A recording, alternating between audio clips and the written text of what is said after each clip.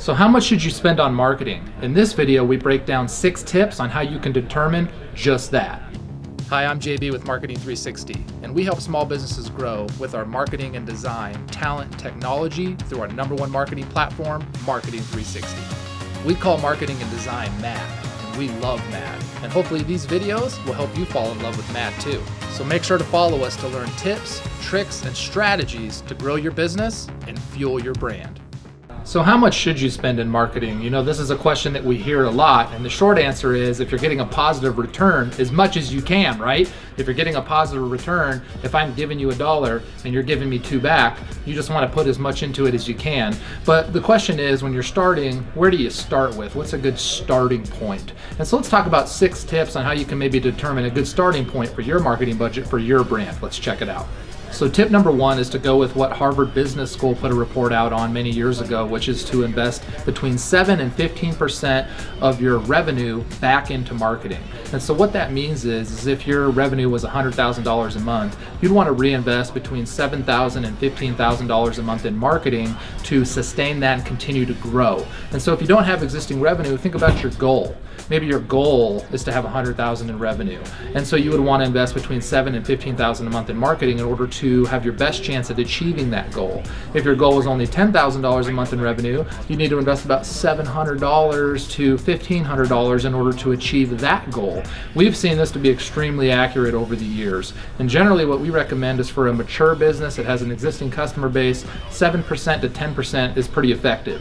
If you're a fast growing or a new business that's trying to get out there, 15% is probably going to be a better starting point for you. And so we've seen this to be extremely accurate. It's a really easy way to determine what your marketing budget should be in order for you to achieve your goals and grow your business.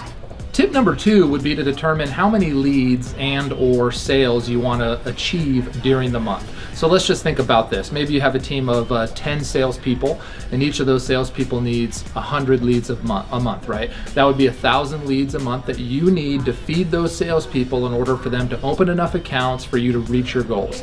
So that's easy, right? Question is, how much does it cost to get 1,000 leads? Try to determine what your expected lead cost would be, and then just simply multiply that by the number of leads that you need.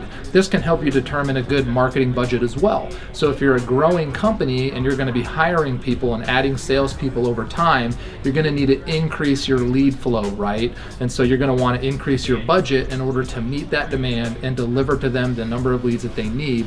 And so you could pre-plot and understand what your marketing budget should be. If you don't know what your lead cost is, there may be some experimental time. Maybe invest enough budget to experiment, test, try to gain an understanding of what your lead cost is. Once you know that though, it's almost like a mathematical certainty. If you invest a certain amount of money, you're going to get a certain amount of leads and or sales if you're an e-commerce store, and you're going to be able to achieve your goals. So that's another way to think about how to determine a good marketing budget and grow that budget over time. Tip number 3 is to invest enough to be competitive. Marketing is fair, but it's not free. It's a competitive natured business. You're going to always have a competitive aspect to it, and it's going to come down to what you're investing in comparison to your competitor. If they're investing more in you and being seen more than you, it's going to be hard to capture market share ahead of them. So for you to capture market share and grow your business, you're going to need to be competitive. You're going to have to be a player in the space, and that comes through investing in marketing. So what is that? What does that look like? There's a lot of tools out there. Spyfu is one. SEMrush is another one. You can call us and we'll provide the information to you for free as well as to what your competitors are spending. You can literally look up your competitors and see what they're investing in digital marketing on a monthly basis and gain an understanding of what you should probably be investing if you want to compete with those guys and become a player as well. So think about that. Invest. If you aren't investing enough, they're going to continue capturing market share ahead of you, so you want to invest enough to compete. We can help you find that information, or you can even find that with some free tools online. Tip number 4 is to invest in more than just ads and media buy. Invest in talent, because design and content is huge today. It's so very important to always have great content, new designs, new ads, new video ads that you're creating on a monthly basis. And so don't get caught up in just spending money on Google ads or Facebook ads and these sorts of things. That's important, but you need the collateral behind that in order to see the results that you're looking for. So when you're thinking about your marketing budget, also think about spending money on great talent, great teams, and great people that can execute on those processes, manage those campaigns, and design amazing, compelling ads that are going to really make you stand apart from your competitors so they see your ad and pick you and don't pick them.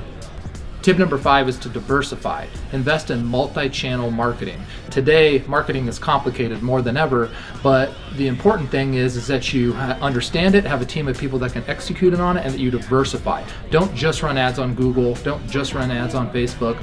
Run your ads everywhere your customer base is. If that's Google, Facebook, Instagram, YouTube, you want to be there, because if you're not there, they're not seeing you, and so you're not capturing that market share that you need, right? So you want to be in front of them. So be multi-channel, but outside of the ads, invest in content marketing, invest in SEO, invest in retargeting, invest in reputation management, invest in building your social media presence organically.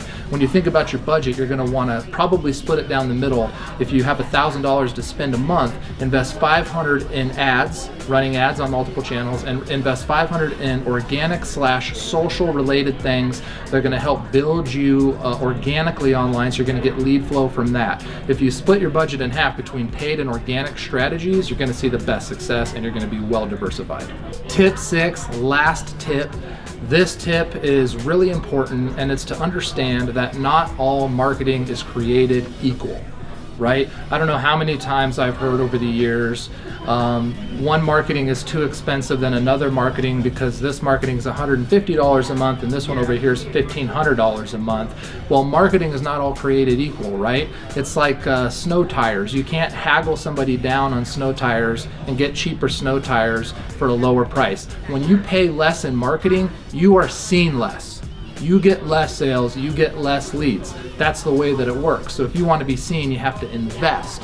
And so think about this. If you're spending $150 a month on a marketing program, I can just tell you right now, that's not a marketing program. You're getting nothing from that. You're going to get no results and you're going to fail. You have to invest more than that to be successful today. $150 that's driving no results costs you $150, right? That's $150 into the trash and out the window. You might as well have went out to eat a couple times during the month. If you invest $1,500 and that drives you $1,501 in profit, that's cheaper than investing $150 a month. If you invest $150 and get zero profits and invest $1,500 and get $1 in profit, that's actually cheaper. So what you need to think about are the results, right? So if you're going to invest $2,000 a month and get $10,000 back in profits, you're going to do that till the end of time, right? That's the biggest no-brainer in the history of the world. You just keep doing that. You spend as much as you can in marketing because you're getting a huge return back. Whereas a $150 a month program, a $200 a month program, they're never going to generate the results that you need to grow your business, so you're wasting your money. You might as well spend it on something else. So invest enough money to achieve your goals. Use some of the rules that I talked about. Look at what your competitors are spending. Make it happen. If you really believe in your brand and believe in your business, you're gonna figure it out, right? You're gonna work a second job. You're gonna do a garage sales. You're gonna do whatever you have to do to invest enough money into your business to get it going and to grow. And if you do that, you're gonna win. The key in business is marketing. Right? A lot of people have great ideas, great processes, great services, great products. The winners are the ones that invest in marketing. So invest in marketing and win.